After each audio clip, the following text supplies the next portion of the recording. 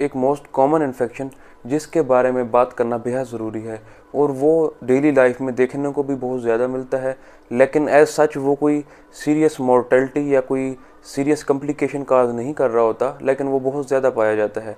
अगर हम world wide उसकी बात करें, जो इन्फेक्शन वर्ल्ड वाइड ज़्यादा पाया जाता है, तो उनमें से ये एक है, और इसका जो नंबर काउंट है वो 1.5 मिलियन तक पहुंच चुका है।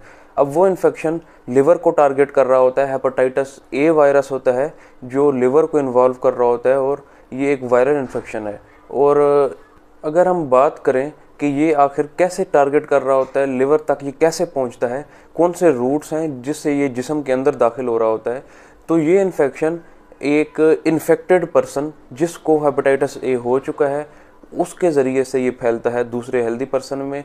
और most common route faecal route है, वो पेशाब के रास्ते के ज़रिए से खारिज होता है और इन्वायरमेंट में स्प्रेड कर जाता है और एक हेल्दी पर्सन तक वो पहुंच जाता है। और जो हेल्दी पर्सन में पहुंचने का रास्ता है वो भी फीको ओरल रूट है, या वो खाने के ज़रिए उस पर्सन के अंदर दाखिल होता है, या पेशाब के रास्ते से वो जिस्म के अंदर दाखिल हो जाता है और एक पर्सन को जाके इन्फेक्ट कर देता है। और इसका जो इंक्यूबेशन पीरियड है वो 30 डेज़ तक का है, और इसकी इलामात देखने को मिलती हैं तो वो 2 से 3 हफ्ते में ही देखने को मिल जाती हैं। ऐसे पहलू हैं जिनकी वजह से ये वायरस बहुत कॉमनली स्प्रेड कर जाता है। उसमें जो नंबर 1 रीज़न है वो है पुअर हाइजीन, लो सोशो इकोनॉमिक स्टेटस, और इसके साथ कंटामिनेटेड फूड का कंजम्पशन।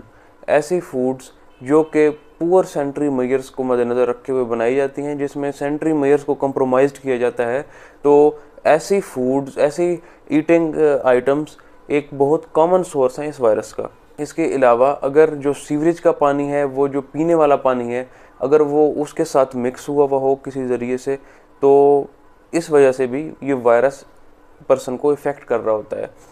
इसके इलामात की बात करें कि ये एक हेल्दी पर्सन को जब इन्फेक्ट कर जाता है तो इलामात कितने अरसे बाद देखने को मिलती हैं। अगर एज 2 साल तक का है बच्चा, तो उसमें 85% ये चांसेस हैं कि कोई भी इलामात देखने को नहीं मिलेंगी।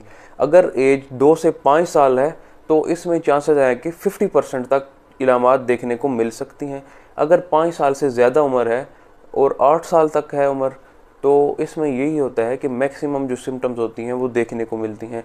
अगर इलामात की बात करें, क्या क्या इलामात देखने को मिलती हैं, तो उनमें ये है, सबसे पहले है जिस्म में ज़्यादा थकावट का महसूस होना, फटीग महसूस होना।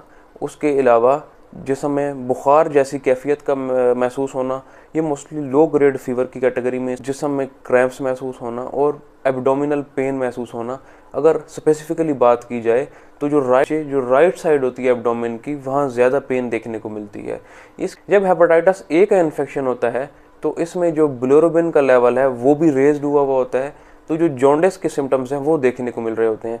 तो जॉन्डिस का सिम्टम्स सबसे पहले आंखों में देखने को मिलता है, आंखों का पीलापन ये देखने को मिल रहा होता है। उसके अलावा जो पेशाब का रंग होता है वो पीला हो जाता है, और ये जो जॉन्डिस की इलामात होती हैं ये 10 दिन के अंदर सेटल हो जाती हैं, और जो कंप्लीट इन्फेक्शन होता है वो 2 से 3 हफ्ते में जाके ठीक होता है। अगर लैब्स की बात की जाए तो serum ALT, serum AST raised हो जाता है, बिलिरुबिन का लेवल भी रेज्ड हुआ होता है, और जो IgG और IgM एंटीबॉडीज़ हैं जो कि स्पेसिफाई कर रही होती हैं हेपेटाइटिस ए इन्फेक्शन को, तो अगर हम देखें IgM का लेवल अगर वो रेज्ड है तो इसका मतलब है कि अभी एक्यूट एपिसोड्स है इन्फेक्शन की, वो जिस्म के अंदर मौजूद है।